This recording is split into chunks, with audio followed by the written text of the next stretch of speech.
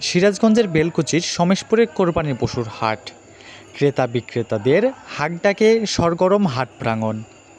ছোট বড় নানান সাইজের কোরবানির পশু তোলা হয়েছে। আকার ভেদে দাম ধরা হয়েছে ৭০,০০০ থেকে ৪ লক্ষ টাকা। শুক্রবার সমেশপুরের বিশেষ হাটে গরু আমদানি হয় বিপুল পরিমাণ। হাট শুরু হওয়ার আগেই ভরে যায় পুরো মাঠ। হাট চলে যায় পার্শ্ববর্তী স্কুল মাঠ এবং সড়কে। হাটে আইনশৃঙ্খলা বাহিনীর উপস্থিতি কম থাকলেও হাট কমিটির স্বেচ্ছাসেবক ছিল নজরে পড়ার মতো। তবে খামারিরা বলছে গোখাদ্যের মূল্য অনেক বৃদ্ধি পেয়েছে, ফলে একটি গরু প্রস্তুত করতে যে পরিমাণ টাকা ব্যয় হয় হাটে সে পরিমাণ দাম বলছে না ক্রেতারা।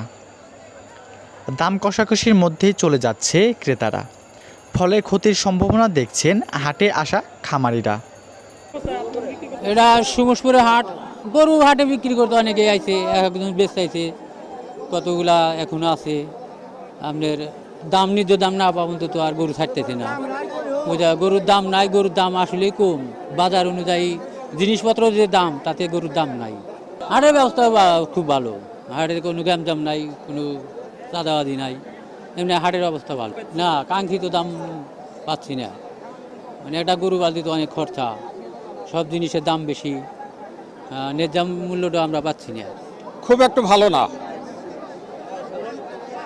কারণ আজকে হাটবার গরু কম উঠছে, কেনা বেচাও কম।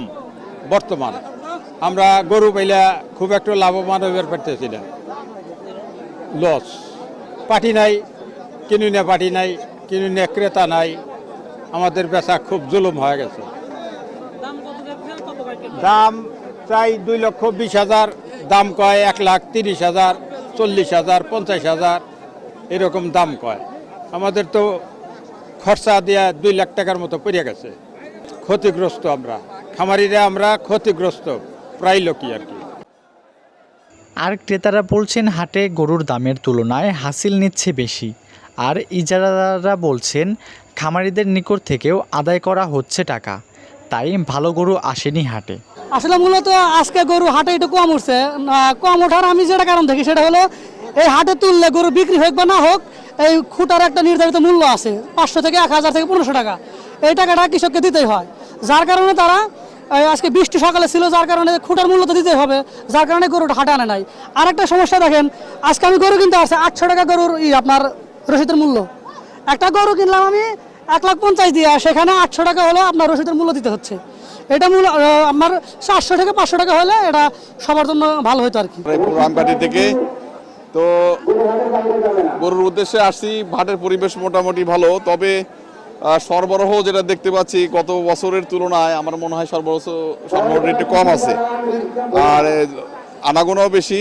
দেখতেছি, দরদাম করতেছি, দেখা যাক কি হয়। দাম মোটামুটি রিজনেবলই মনে হচ্ছে, খুব বেশি না। এখন এটা মানে ক্রেতা বিক্রেতার উপরে ডিপেন্ড করতেছে, কে কেমন ভাবে বিক্রি করতে পারে আর কিভাবে দিতে পারে। ইজারাদাররা বলছেন ঈদের সময় এখনও বাকি, তাই বেচা বিক্রি কম হচ্ছে। তবে হাটে অতিরিক্ত হাসিল আদায় করা হচ্ছে না। সমেশপুর কোরবানির হাট, এখানে প্রত্যেক বছরই আমাদের এই ঈদ উপলক্ষে গরু এবং ছাগলের হাট লাগানো হয়। এছাড়া প্রত্যেক সোমবারে আমাদের নিয়মিত হলো আমাদের গরু ছাগলের হাট লাগানো হয়।